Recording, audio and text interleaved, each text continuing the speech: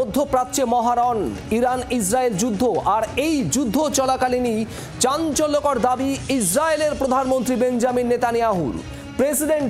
মার্কিন প্রেসিডেন্ট ট্রাম্পকে হত্যার ছক করছে ইরান। মার্কিন সংবাদ মাধ্যমে এমনই বিস্ফোরক দাবি করেছেন Israel prime minister Benjamin Netanyahu. তিনি বলছেন মোসাদের কাছে গোপন তথ্য রয়েছে, ইরানের হিট লিস্টে রয়েছেন মার্কিন প্রেসিডেন্ট ডোনাল্ড ট্রাম্প। মার্কিন সংবাদ মাধ্যমকে দেওয়া সাক্ষাৎকার এমনটাই দাবি ইসরায়েলের প্রধানমন্ত্রীর। কি বলেছেন বেঞ্জামিন নেতানিয়াহু শোনাবো আপনাদের।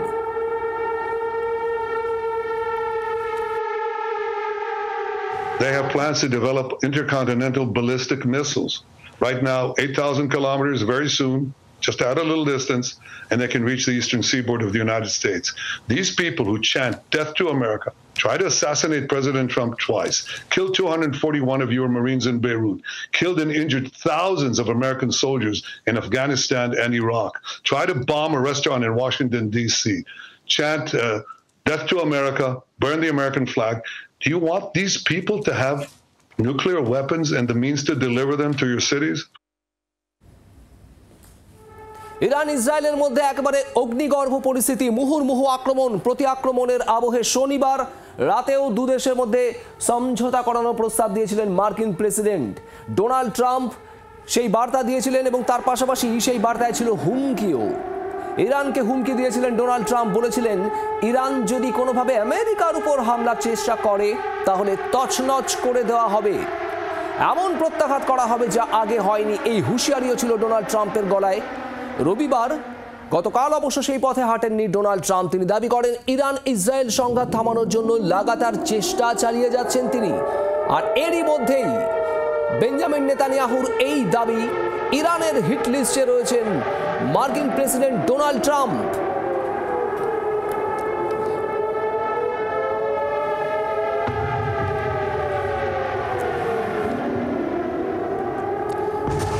সব মিলিয়ে পরিস্থিতি ক্রমশই জটিল হচ্ছে। কথা বলবো সরাসরি আমাদের প্রতিনিধি অয়ন ঘোষাল রয়েছেন আমাদের সঙ্গে, এবং এর পাশাপাশি নিরাপত্তা বিশেষজ্ঞ রাজীব শ্রীবাস্তব আমাদের সঙ্গে রয়েছেন। রাজীববাবু, আপনাকে স্বাগত, এবং একই সঙ্গে রাজাগোপাল ধর চক্রবর্তী আন্তর্জাতিক সম্পর্ক বিশেষজ্ঞ, তিনিও রয়েছেন আমাদের সঙ্গে। আমি সবার আগে অয়নের কাছে যাব। অয়ন, এই মুহূর্তের সব মিলিয়ে পরিস্থিতি ঠিক কি দাঁড়িয়ে রয়েছে ইসরায়েল এবং ইরানের মধ্যে এই যুদ্ধে?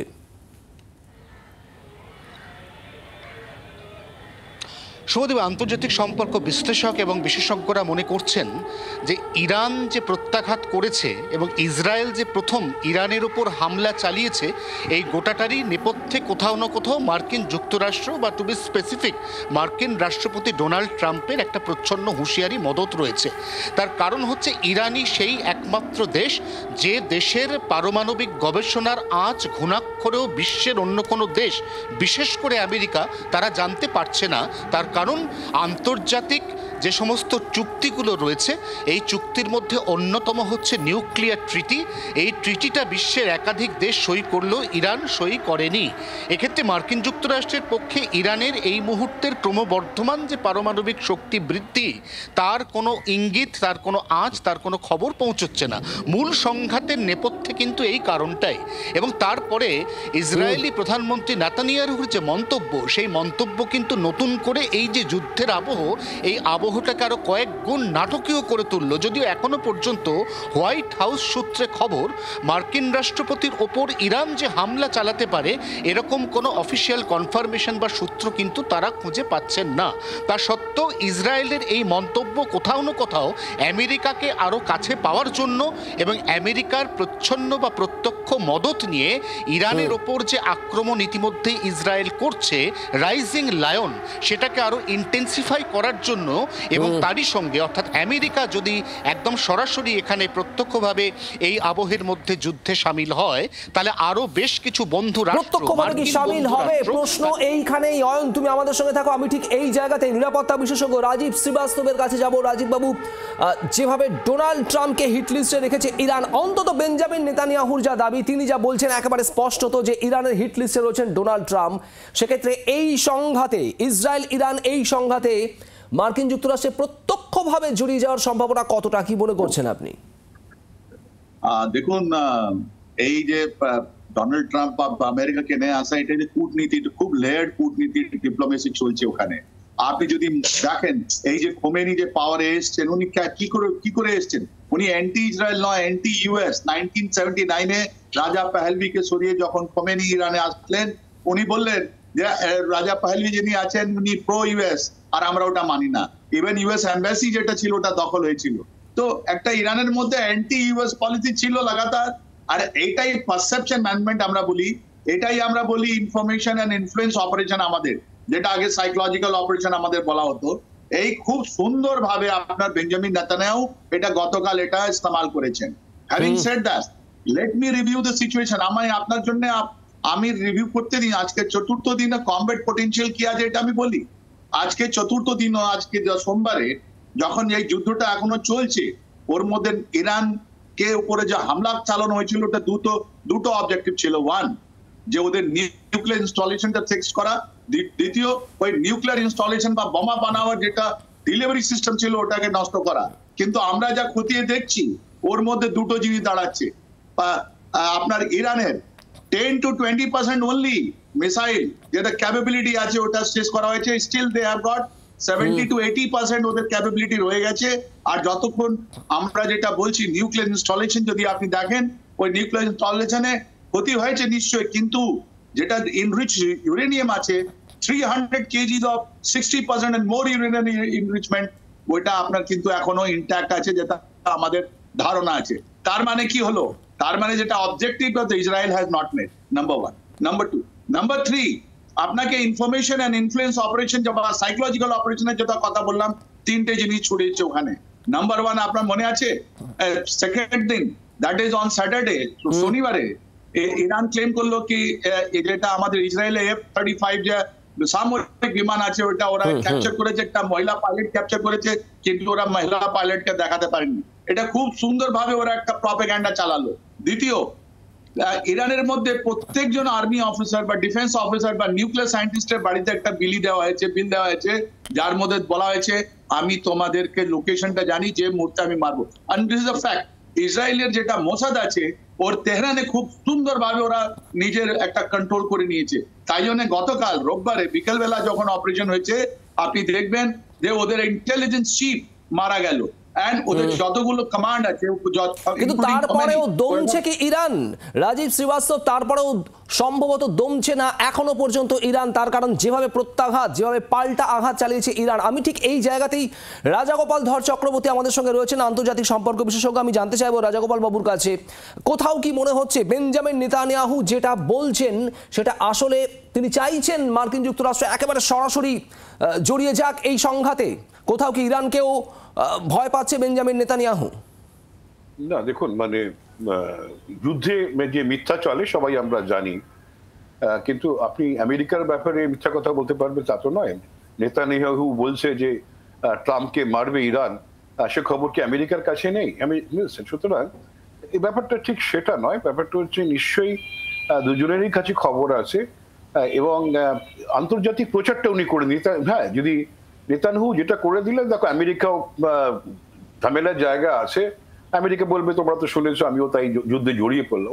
আমাকে জড়িয়ে পড়ার একটা মিউচুয়াল, বোঝাই যাচ্ছে যে গোড়া থেকেই আমেরিকা যুদ্ধের সঙ্গে আছে, যুদ্ধে মদত দিচ্ছে। এই যে সমস্ত সুপারসনিক মিসাইল গুলো ছড়া হয়েছিল, এ তো অনেকগুলোই তো আমেরিকান নেভি ডেস্ট্রয়াররা ইন্টারসেপ্ট করেছে। হ্যাঁ, এবং আমেরিকার যে সাহায্য না থাকলে অনেকগুলোই কিন্তু ভেতরে ঢুকে পড়তো, ইরানের ভেতরে ঢুকে পড়তে পারতো। সুতরাং আমেরিকা যে প্রত্যক্ষ নামায় থাকলো রয়েছে যুদ্ধের মধ্যে, এটা পরিষ্কার। যখন ট্রাম্প নিজেই বললেন যে সমস্ত অতিরিক্ত কর্মচারী আছে দূতাবাসে তারা দেশে ফিরে যান, তার মানে তো বোঝাই যাচ্ছে যে যুদ্ধের একটা কোথাও মানে উনি বার্তা দিতে চাইছেন। এখন কনফিউজ করার জন্য বলছেন যে তোমরা হ্যাঁ ডিল হোক, ব্যবসা হোক, হ্যাঁ হোক, এটা উনি করে থাকেন। এখন আবার কিন্তু দেখুন এই জিনিসটা যে খবরটা এসেছে, মিথ্যা হয়তো হতে পারে, মিথ্যা হলে দুজনের সঙ্গে একটা চুক্তি করেই মিথ্যা রটানো হচ্ছে যে ওকে ট্রাম্পকে মারার জন্য, যাতে করে সারা বিশ্বের কাছে বার্তা যায় যে ইরান কি ধরনের ভয়ঙ্কর হতে পারে। সুতরাং ইরানের বিরুদ্ধে মার্কিন আঘাতের যে প্রয়োজন আছে সেটা একে অপরে একটা যৌথভাবে এই ধরনের একটা প্রচার চালিয়ে রাখে। যুদ্ধ সম্বন্ধে আমাদের সত্যি খেয়াল রাখতে হবে যে এটা যুদ্ধের সবচেয়ে বড় অস্ত্র কিন্তু মিথ্যা, গুজব, এটাই হচ্ছে যুদ্ধের সবচেয়ে বড় অস্ত্র। এবং এইগুলো যারা কন্ট্রোল করতে পারে তারাই কিন্তু আলটিমেটলি যুদ্ধে অনেকটাই এগিয়ে গিয়ে থাকে। এবং যখন নিউক্লিয়ার ইসরায়েল যেটা পরিষ্কার জানিয়েছে যে হ্যাঁ ওদের নিউক্লিয়ার যে পটেনশিয়াল যেগুলো আছে এবং এত ইউরেনিয়াম আছে, ওরা বলছে শান্তির জন্য। হ্যাঁ, কিন্তু শান্তির জন্য মানে পাওয়ার তৈরি করতে গেলে অত লাগে না। স্বাভাবিকভাবে তোমার যেটা রাজীবজি জানালেন, খুব সুন্দরভাবে জানালেন যে যেটা রয়েছে সেটা নিশ্চয়ই অস্ত্রের জন্য এমন ভাবে পাহাড়ের ভেতরে আন্ডারগ্রাউন্ড লুকানো আছে যে সেটা করতে গেলে যে ধরনের অস্ত্র লাগবে, বোমা লাগবে, সেটা একমাত্র আমেরিকান সিস্টেমই সেটা ক্যাপেবল। এখন তাই আমেরিকার সঙ্গে ইসরায়েলের এটা খুব প্রয়োজন, যে যেটা শ্রীবাস্তবজি বললেন যে মাত্র 20% ড্যামেজ হয়েছে, বাদ বাকি ড্যামেজ করতে গেলে ইসরায়েলের সে ক্ষমতায় নেই। ওই ধরনের আন্ডারগ্রাউন্ডের ভেতরে এই ড্যামেজটাই কি একমাত্র সমাধান? যদি ইরানের পারমাণবিক যাবতীয় প্রক্রিয়া, তাদের ক্রিয়াকর্ম যদি একটা বড় থ্রেট হয়ে থাকে পশ্চিমী দুনিয়ার কাছে, সেটাকে আটকানোর কি এটাই পথ? রাজীব শ্রীবাস্তবের কাছে আমি ঠিক এটাই জানতে চাইবো, লাগাতার আক্রমণ করে পরমাণু ঘাঁটিগুলোতে আক্রমণ চালিয়ে, সামরিক ঘাঁটিগুলোতে লাগাতার আক্রমণ চালিয়েই কি ইরানকে আটকানো সম্ভব? এটাই কি পথ? দেখুন, এটা ইরানের যেটা নিউক্লিয়ার যেটা বম আছে, ওটা কিন্তু কার আগেনস্ট ওরা ইস্তেমাল করবে, এটা ওদের টার্মিনাল অবজেক্টিভটা জানা আছে।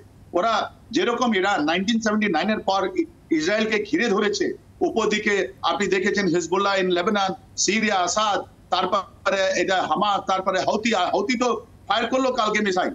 তো ইরানের একটা টার্মিনাল অবজেক্টিভ আছে আপনার ইসরায়েল আগেন্স্ট করবে। ইসরায়েলের একটা স্ট্র্যাটেজিক ডেপথ নেই, এটাই সব থেকে বড় ক্ষতি ওনার। তাই জন্য ওরা খুব অ্যালার্ট আছে। তাই জন্য এই যে নিউক্লিয়ার মিসাইল, যেটা নিউক্লিয়ার বোমা যেটা ইরান বানাচ্ছে, ওটা আপনার আগেন্স্ট ইসরায়েল ইস্তেমাল হবে। তাই জন্য ওকে নষ্ট করতেই হবে ইসরায়েলকে, নাহলে ওরা বাঁচতে পারবে না। কেন যে ওরা ইন্ডিয়া নয়। আমরা যদি ওরকম 10টা যদি আমাদের নিউক্লিয়ার যদি কেউ বোমা আমাদের উপরে মারে, আমরা অ্যাবজর্ব করে আবার কাউন্টার রিঅ্যাক্ট করবো। এত বড় আমাদের দেশ, ইরানও বড় দেশ একটা। তাই জন্য ওরা এটা নষ্ট করবেই করবে, আজকে না কালকে। তবে আপনাকে বলি, আজকের দিনে তেহরানের উপরে favourable air support, air supremacy চলছে আপনার ইসরায়েলের।